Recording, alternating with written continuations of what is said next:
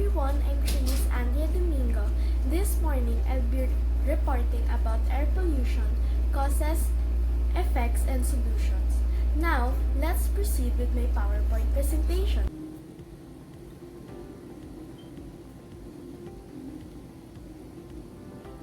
Let's begin today's discussion by defining the term air pollution.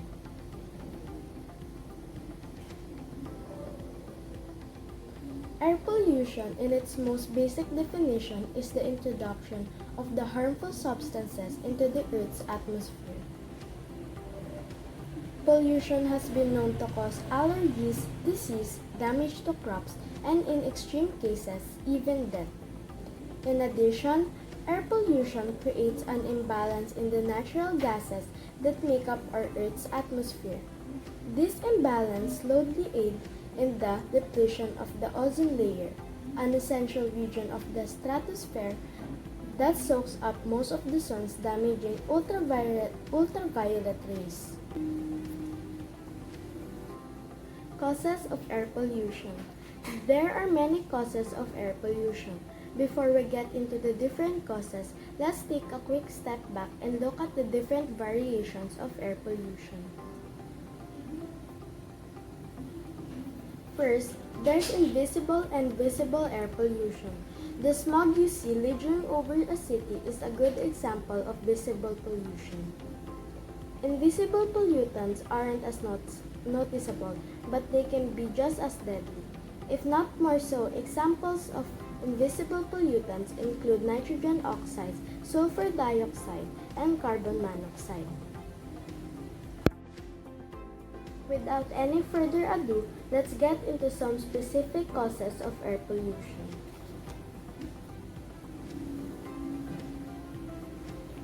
Number 1. Vehicle exhaust fumes. The number one source of air pollution in city environments is vehicle exhaust fumes, which happen to release high amounts of carbon monoxide.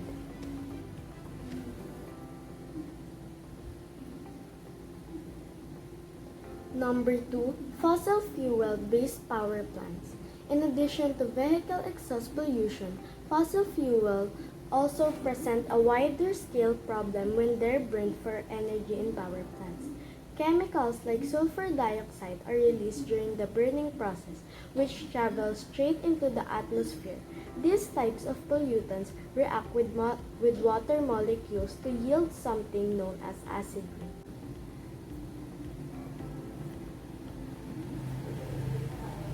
Number 3. Exhaust from industrial plants and factories. Similar to exhaust being released from vehicles, heavier machinery located inside big factories and industrial plants also emit pollutants into the air.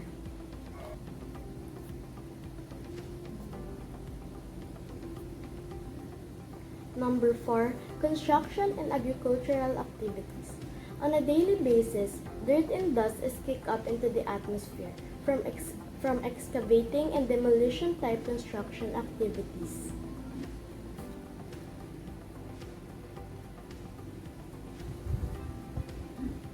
Number 5. Natural causes.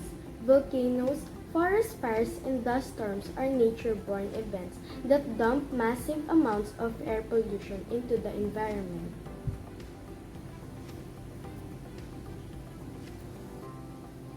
Number 6. Household activities. Forget about outdoor pollution. What about the pollution that takes place in our own homes? Common household chemicals, notably bleach without proper ventilation, is a primary source of indoor air pollution. Smoking tobacco through the use of cigarettes and cigars also releases toxic pollutants into the air. Effects of air pollution. Now that we know the culprits of air pollution, let's start discussing the harmful effects. We'll take a closer look at all of the air pollution's effects. Number 1. Accelerated global warming. Global warming refers to the increased temperatures Earth continues to experience. These higher temperatures lead to the melting of the polar ice caps and icebergs, which elevates sea levels and creates concerns for the human race. Number 2, acid rain. When air pollution, specifically sulfur oxides and nitrogen oxides, are released into sky through fossil fuel burning, it creates the phenomenon known as acid rain. Acid rain has been known to cause harm to humans and animals alike and even damage crops.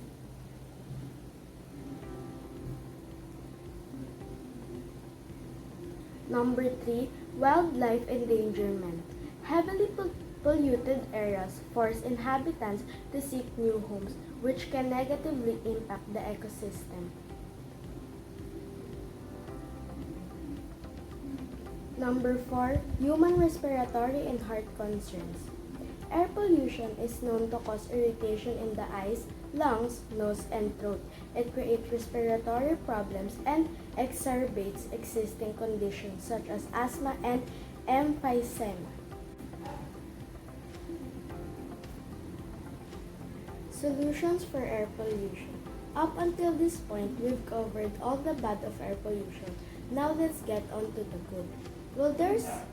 There's actually not much good to say for air pollution, but there are a number of positive ways it can be dealt with. Let's dig a little deeper into common solutions for preventing and minimizing air pollution.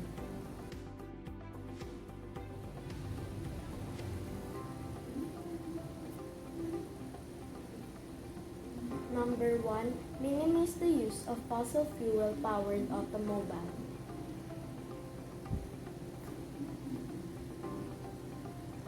One way to do this is by switching to a hybrid vehicle, or better yet, one that runs on fully electric. Otherwise, include taking public transportation, carpooling with friends, and colegios, or even riding a bike to your destination. Number 2, be mindful of energy consumption.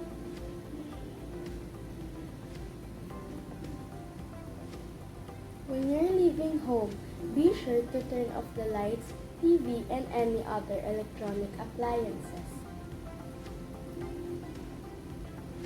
Fossil fuel plants are a major cause of air pollutants, and the less energy you need, the less we have to rely on those plants to generate electricity. Number 3, become an advocate for clean energy. Every day, technologies continue to advance that improves the efficiency and cost of clean energy, such as solar, wind, and geothermal.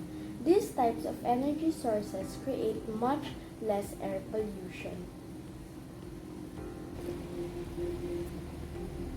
Number 4, recycle.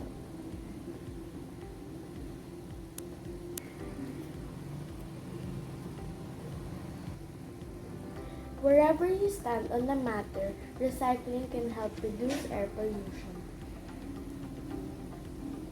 Instead of throwing away used containers and material, try reusing them or recycling them to be used again by someone else.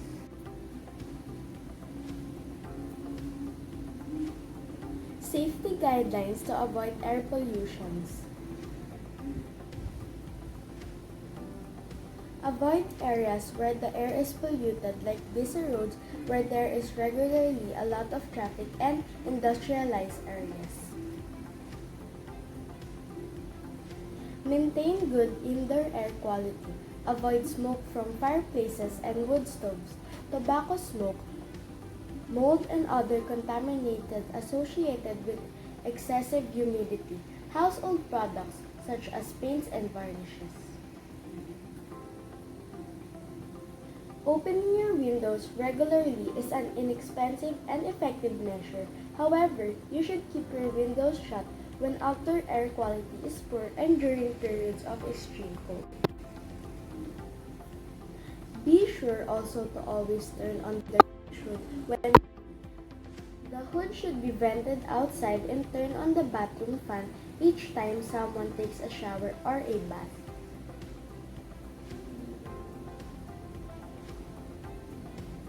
The transformative power of faith can shape a sustainable future. We are living through a crisis of global proportions that is the consequence of our carelessness with stewardship of the earth, which was granted to us. The stewardship to which I refer is, of course, to take care of planet Earth, our one and only home. But too often, we forgot that protecting nature is not only about us. We also have a moral duty to protect and use wisely the planet, its bounty, and every living being on it. This is a duty that is integral to every faith and belief system, which all agree that nature is an act of divinity that should be treated as such by humans with a sense of stewardship bestowed upon us. It is time to focus the full transformative power of faith, the love, the respect, and the wisdom inherent in its teaching onto creating a greener, fairer, and more sustainable world. Help yourself and everyone else breathe easier. Support national, state, and local efforts to clean up sources of pollution. Your life and the life of someone you love may depend on it. Please control air pollution. Thank you for listening. I hope you have learned something from me today.